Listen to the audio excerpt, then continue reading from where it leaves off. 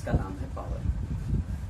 Last time हम लोगों ने heating effect of electric current के बारे में पढ़ा इसके पहले वाले वीडियो में, जिसमें हमने ये फार्मूला डिराइव किया H = I²RT = VIT = V²/R × T = V × Q।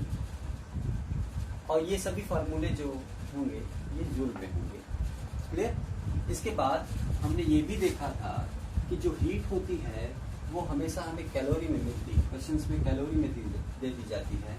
तो उसके लिए हम क्या करते थे, I²RT अपॉन में 4.2 कर देते थे।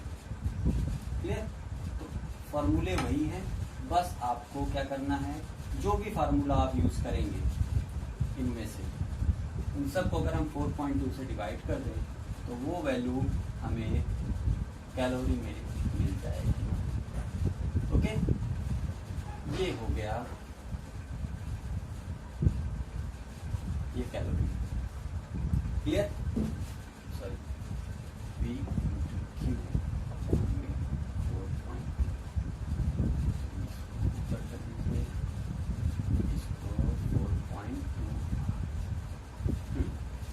ठीक है।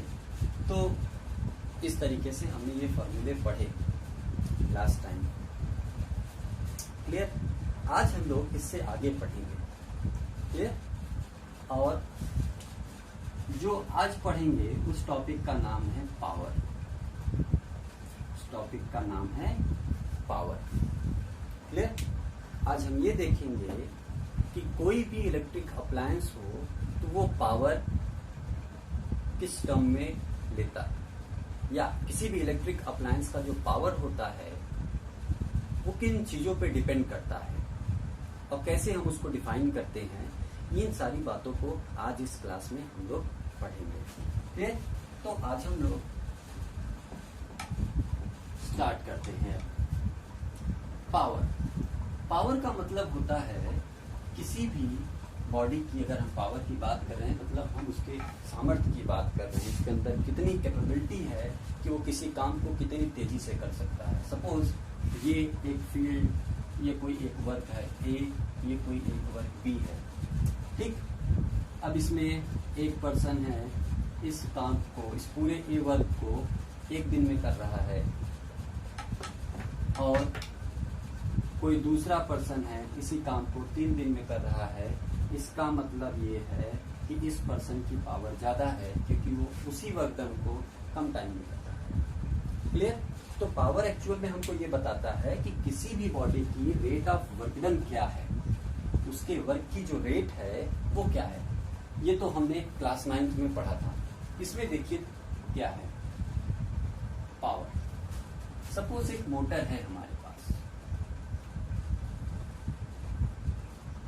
क्लियर? एक मोटर है हमारे पास, हम गए शॉप पर कि हमको भैया एक मोटर दे दीजिए, और ये मोटर की जो पावर है वो 100 वॉट का मोटर हमने लिया। क्लियर? 10 वॉट का मोटर एक हमने खरीदा, या 100 वॉट मान लीजिए, चलिए। क्लियर? तो अब हम इससे क्या समझे, ध्यान समझिएगा। हमने अगर ये बोला शॉपकीपर से कि भैया हमें 100 वॉट का एक पंप दे दीजिए या मोटर दे दीजिए, कुछ एक मोटर दे दीजिए, तो ये हमें 100 वॉट का मोटर दे दिया। अब हम क्या समझे कि 100 वॉट है क्या। क्लियर? अब ध्यान से देखिए, अगर इस पावर मोटर को हम इलेक्ट्रिक सप्लाई दें तो इलेक्ट्रिक सप्लाई देने का मतलब दो तार निकले होंगे, एक प्लस होगा एक माइनस। यहाँ से हम इसको सोर्स से कनेक्ट कर देंगे तो क्या होगा, ये हम घूमेगा, ये मोटर क्या होगा, घूमेगा। सपोज ये एक पंप है, तो पंप क्या करता है, चलाएंगे तो पंप यहाँ से घूमेगा, तो ये क्या करेगा, पानी को नीचे उठा करके कुल मिला के हेड ज्यादा प्रोवाइड करेगा, पानी को इस हेड से उठा करके इस हेड पे सप्लाई करेगा। क्लियर? तो ये इस वाटर लेवल को यहां से उठा करके इस हाइट पर पहुंचा रहा है, इस H हाइट पर पहुंचा रहा है। उसके लिए इसको एक्स्ट्रा क्या करना पड़ा, वर्क डन करना पड़ा। इस मोटर को क्या करना पड़ा, वर्क डन। सपोज आपके घर में सबमर्सिबल लगा हुआ है, तो सबमर्सिबल करीब 100 फीट नीचे लगा हुआ है, तो 100 फीट नीचे से वो वाटर को उठा करके 100 फीट ऊपर, यानी इतने 100 फीट नीचे से उठा करके पानी इतनी ऊपर ला रहा है। इसका मतलब क्या है, इसका मतलब क्या है कि वो प्रेशर हेड चेंज कर रहा है। क्लियर? तो उसके लिए हमको चाहिए क्या, उसके लिए हमको बाहर से वर्क डन करना पड़ रहा है, और उस वर्क को करने के लिए हमें क्या देना पड़ रहा है, इसको हमें देना पड़ रहा है इलेक्ट्रिकल एनर्जी। क्या देना पड़ रहा है हमको, इलेक्ट्रिकल एनर्जी।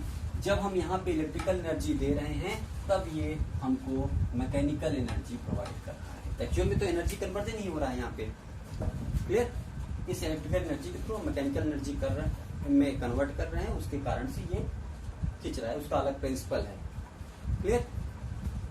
लेकिन अब ध्यान से समझिए कि जब हम इसको चालू कर देते हैं तो होता क्या है कि हमारे घर की अदर जो लाइटें होती हैं वो कुछ डिम हो जाती हैं, या पूरी सर्किट पे लोड बढ़ जाता है। हमारा जो मीटर होता है वो तेजी से भागने लगता है। तो कहते हैं कि मोटर आपने चलाया हुआ है, आपकी बिजली ज्यादा हुई है। कोई एसी चला रहा है तो उसका लोड ज्यादा आएगा, तो उसके यहाँ ज्यादा बिजली का बिल आएगा, आपके यहाँ कम आएगा। क्लियर? तो कहने का मतलब ये है कि जब हम लोड बढ़ा दे रहे हैं, यानी ज्यादा पावर का इलेक्ट्रिक अप्लायंस अपने घर में लगा देंगे, तो हमारे घर में जो इलेक्ट्रिसिटी कंज्यूम हो रही है वो भी बढ़ जाएगी। क्लियर? इसका मतलब एक चीज हमें पता चल गया कि इस पावर को पढ़ना बहुत जरूरी है, क्योंकि इस पावर को अगर हम पढ़ेंगे तभी हमको इलेक्ट्रिसिटी कितना कंज्यूम हो रही है उसका आइडिया हो पाएगा। क्लियर? ये पावर इसलिए बहुत जरूरी है पढ़ना, क्योंकि तभी हमें ये आइडिया हो पाएगा कि इलेक्ट्रिसिटी कितना कंज्यूम, मतलब कितना हमें रिक्वायरमेंट है इलेक्ट्रिसिटी की, कितना हमको कंज्यूम करना है, उस हिसाब से हम कितने अमाउंट का या कितने पावर के पंप लगाएं या जो भी इलेक्ट्रिक अप्लायंस लगाना है कि उसका पावर कितना रखना है, ये सब सोच करके हमको करना पड़ेगा। उसके लिए इस चीज की स्टडी बहुत जरूरी है। क्लियर? तो पावर का यहाँ पे हमको ये समझ में आया कि पावर का हमारे डेली लाइफ में बहुत ज्यादा इंपॉर्टेंस है। क्लियर? तो अब हम उसी चीज को देखेंगे कि ये पावर एक्चुअल में है क्या। तो अभी हमने थोड़ी देर पहले आपको बताया कि पावर क्या है। पावर बताता है कि rate of work done. Clear?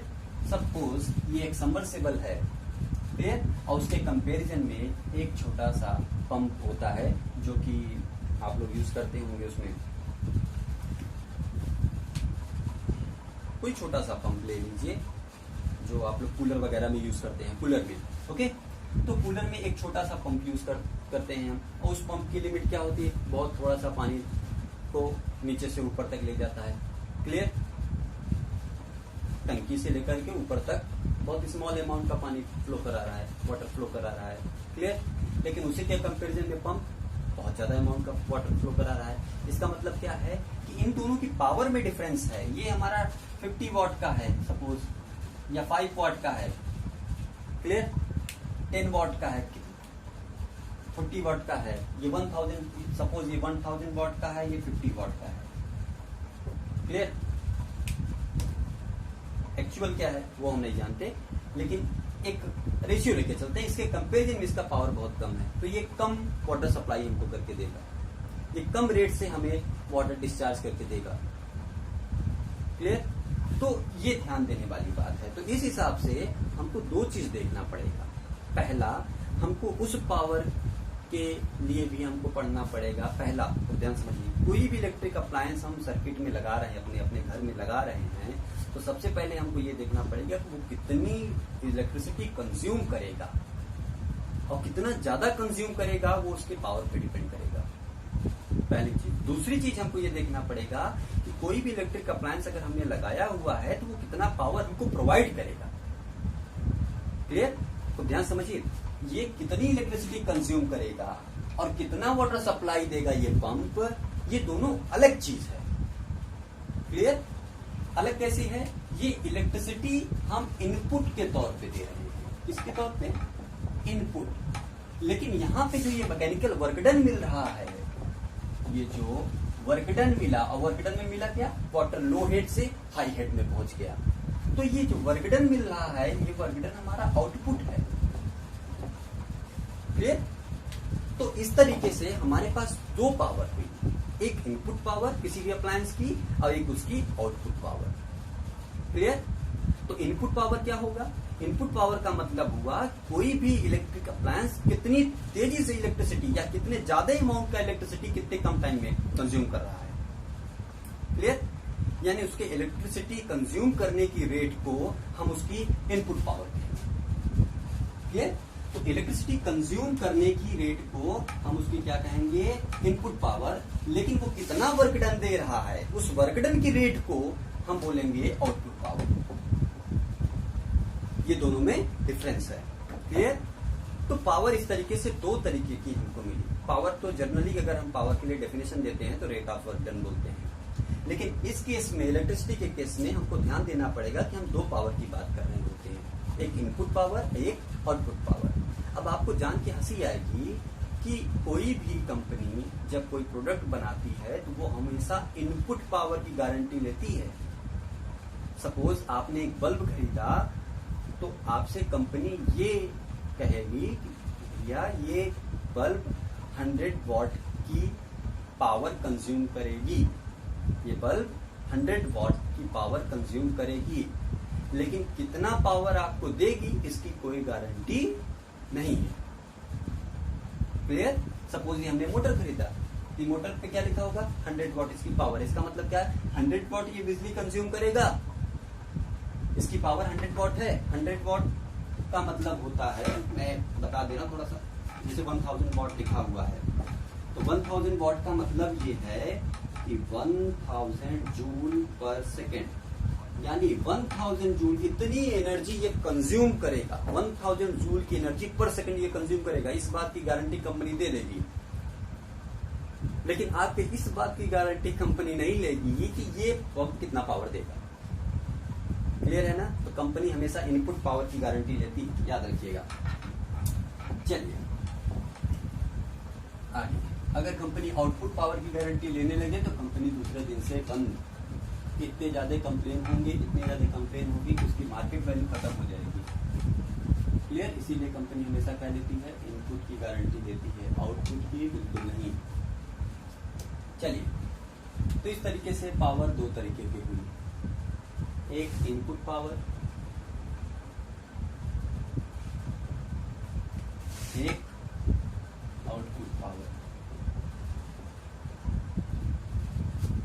Input power I P बोलेंगे। क्लियर? आउटपुट पावर को ओ पी।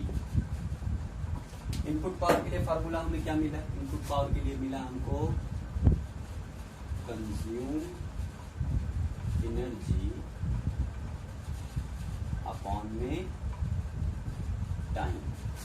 आउटपुट पावर के लिए हमें फार्मूला मिलेगा वर्क डन अपॉन में टाइम।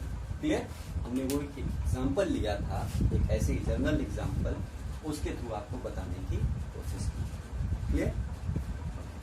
चलिए आइए देखिए, अब इनके लिए हम फार्मूला डेराइव करते हैं। याद रखिएगा फार्मूला दोनों के लिए सेम रहेगा। क्लियर? बस वर्ड अलग हो जाएंगे, मतलब अलग हो जाएगा दोनों का, लेकिन फार्मूला जब हम यूज करेंगे क्वेश्चंस में तो फार्मूला दोनों के लिए सेम रहेगा। क्लियर? चलिए, तो अब हम केवल एक का ही लेकर के करेंगे, वही दोनों के लिए काम करेगा। क्लियर?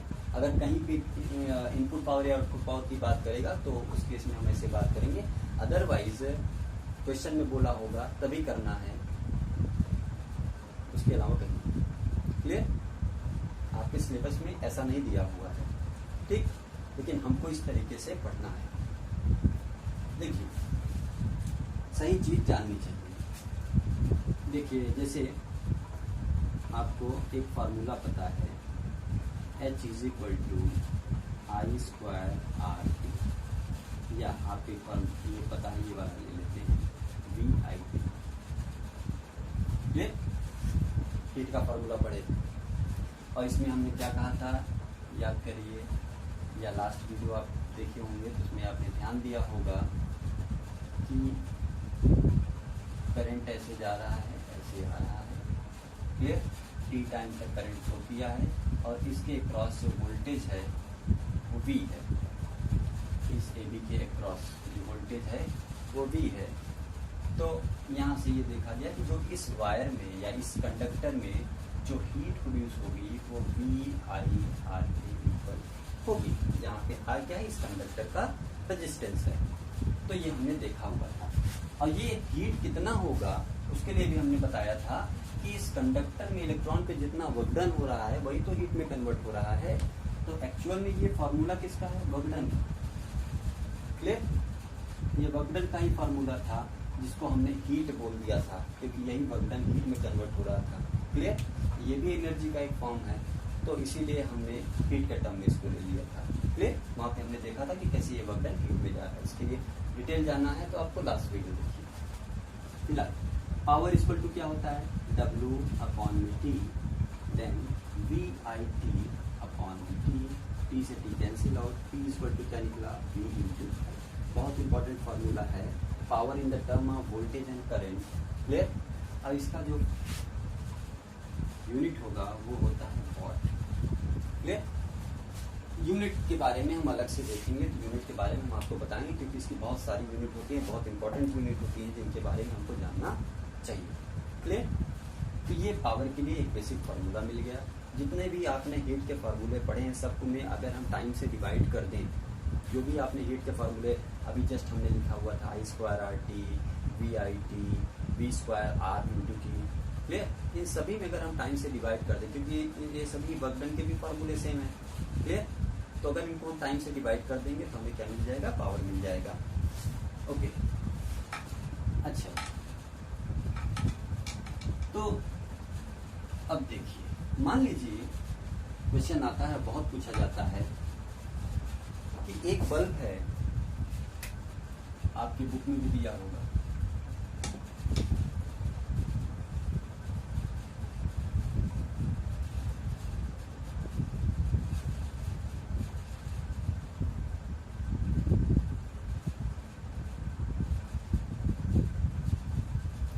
ये एक बल्ब है। क्लियर, ये एक बल्ब है। इस बल्ब पे मेंशन है कि ये 100 वॉट का है। इस बल्ब पे मेंशन है कि ये बल्ब 100 वॉट का है और ये बल्ब 220 वोल्ट की रिक्वायरमेंट रखता है कि अगर हमें 220 वोल्ट मिले बराबर और 100 वॉट का पावर हमारा है तो हम अपना काम पूरी तरीके से कर सकेंगे। क्लियर, या सिंपल सा क्वेश्चन में आपको दे दिया, अब ये बल्ब है, उसके मेंशन है ये, तो क्वेश्चन आपसे ये कहता है कि इसका मतलब क्या है, हम इससे क्या आइडिया लगाएं, क्यों ये दे दिया गया। क्लियर, तो अब हम इसके बारे में पूरी जानकारी निकालते हैं। ठीक, तो सबसे पहले आप ध्यान दीजिए, अब यहाँ से आपकी स्टडी, इसके पहले की कहानी अगर आपको नहीं समझ में आई होगी तो काम आपका चल जाएगा। क्यों, क्योंकि वो सारी चीजें अब आपको समझ में आने लगेंगी। क्लियर, ध्यान से ये चैप्टर, ये टॉपिक में ऐसा है कि अगर आपको एग्जाम्पल के थ्रू समझ में आ गया तो वो सबसे बेस्ट तरीका होता है। देखिए, पावर इक्वल टू होता है W/T, where W इसमें होगा, जूल में होगा, टाइम सेकेंड में। तो इसका फॉर्मूला क्या बन गया, जूल पर सेकेंड। इसी जूल पर सेकेंड को हम क्या बोलते हैं, वॉट। क्लियर, तो यहाँ से एक वॉट हमको मिल गया। एक वॉट क्या है, एक वॉट है 1 जूल/1 सेकेंड। क्लियर, इसको हमने क्या बोला, इसको हमने बोला। क्लियर, अब ये जूल क्या है, ये वर्क डन है या ये कंज्यूम एनर्जी है, दोनों कह सकते हैं। आप ध्यान दीजिए, आपने पी के लिए पढ़ा कंज्यूम्ड एनर्जी अपॉन में टाइम, ये पी इनपुट हो गया और आपने पढ़ा पी आउटपुट के लिए वर्क डन अपॉन में टाइम टेकन। क्लियर, तो इन दोनों के लिए जो फार्मूला होगा, कंज्यूम्ड एनर्जी भी हो तो एनर्जी का भी फार्मूला जूल होता है, वर्क डन का भी फार्मूला क्या होता है, जूल पर सेकेंड। क्लियर, तो दोनों के लिए सेम है। तो उसी चीज को अब हम देखेंगे। क्लियर? अब ये मेंशन है, दैट मीन्स ये पावर इसी कौन सी पावर है? Input power. क्लियर? अब ध्यान से देखिए, 1 वाट है तो 1 वाट को हम थोड़ा सा डिफाइन भी कर लेते हैं यहीं पे इसी साथ, फिर इस क्वेश्चन को भी देख लेते हैं। 1 वाट क्या बता रहा है? 1 वाट हमको ये बता रहा है कि कोई एक अप्लायंस है, इसमें अगर लिखा हुआ है कि ये अप्लायंस 1 वाट का है, दैट मीन्स ये अप्लायंस पर सेकेंड जो एनर्जी कंज्यूम करेगा वो 1 जूल का होगा। कितना होगा? 1 joule. If any appliance consumed energy of 1 joule per second, then its power will be 1 watt. Clear? तो ये इसकी एक डेफिनेशन बन गई। अब हम आगे बात करते हैं। अब हमने लिख लिया 100 वाट, हमने लिख लिया 100 वाट। 100 वाट को हम लिख सकते हैं 100 जूल पर सेकेंड। आधी कहानी आपको समझ में आ जानी चाहिए अब तक कि 100 जूल पर सेकेंड, ये 100 जूल किस चीज का अमाउंट है? 100 जूल ये है आपके कंज्यूम्ड एनर्जी का। जो कंज्यूम एनर्जी है इस अप्लायंस की वो कितनी है? 100 जूल पर सेकेंड, यानी 1 सेकेंड में कितनी एनर्जी खा जाएगा, कितनी एनर्जी कंज्यूम करेगा, वो है 100 जूल। क्लियर? तो 100 वाट हमको ये बताता है कि ये अप्लायंस पर सेकेंड में 100 जूल की एनर्जी कंज्यूम करने वाला है। ओके, चलो अब एक फॉर्मूला हमने पढ़ा, T = V × I। अभी डिराइव किया था, तो I = क्या होगा? P/V। तो करंट = यहाँ पे निकल जाएगा P की वैल्यू कितनी है? 100 वाट। ये कितना है? 220। अब ये क्या निकलेगा? ये निकलेगा एम्पियर। क्लियर? तो अगर पावर और वोल्टेज दिया है तो हम बड़ी आसानी से इसका करंट भी मेजर कर सकते हैं। तो ये हो गया 5/11 एम्पियर। इसको आप डिवाइड कर दीजिएगा, आपको ये करंट की वैल्यू भी मिल गई। क्लियर? किसी सर्किट में एक अप्लायंस लगा हुआ इतना, इसके क्रॉस वोल्टेज 220 है, ये 100 वाट का अप्लायंस है, दैट मीन्स इसके अंदर से जो करंट पास कर रही है वो 5/11 एम्पियर की है। ठीक है, चलिए, तो ये हो गया। अच्छा, एक चीज ध्यान दीजिए, जैसे ये लिखा हुआ है तो ये एम्पियर में है, अब 11 से 5 को डिवाइड करना पड़ेगा, तो बहुत लोगों को बहुत दिक्कत होती है इसमें। तो इसका तरीका क्या है? कुछ ध्यान से देखिए, इसकी वैल्यू को छोटा कर दीजिए। तो 5/11 है, इसको हम मिली एम्पियर में कर देंगे, तो 1000 से मल्टीप्लाई करके मिली एम्पियर में कन्वर्ट कर दीजिए। अब 11 है तो 11 से काटिए, 11 9 जा 99, 0 बचा, तो 1 बचा, 10 हुआ, पॉइंट रखेंगे, 100 होगा तो 99, तो इसका मल्टीप्लाई कर लीजिए, जो आएगा उतना मिली एम्पियर आपका आंसर हो जाएगा। क्लियर? तो जब डिनोमिनेटर में बहुत बड़ी वैल्यू आ जाए तो क्या किया करिए, जो यूनिट हो उसको छोटा कर दीजिए, तो उसको क्या होगा, फिर मल्टीप्लाई होगा किसी बड़ी क्वांटिटी से, तो बड़ी आसानी से उसको डिवाइड करके मल्टीप्लाई करके आसान सी वैल्यू आपको रख सकते हैं। क्लियर? तो ये आपको कैलकुलेशन को आसान बनाती है, क्योंकि डिवाइड करने में उनको बहुत ही मुश्किल होती है, गलत हो जाता है क्वेश्चन, बहुत लोगों को दिक्कत होती है, तो हम ये तरीका अपनाते हैं क्वेश्चन में। क्लियर? तो ये क्वेश्चन बहुत पूछा जाता है, और ये इसलिए हमने बताया क्योंकि ये बोर्ड में भी बहुत पूछा जाता है। क्लियर? इसके बाद एक बहुत इम्पोर्टेंट टॉपिक है इसी का, किलोवाट आवर एंड जूल। इसमें रिलेशन फाइंड करना है।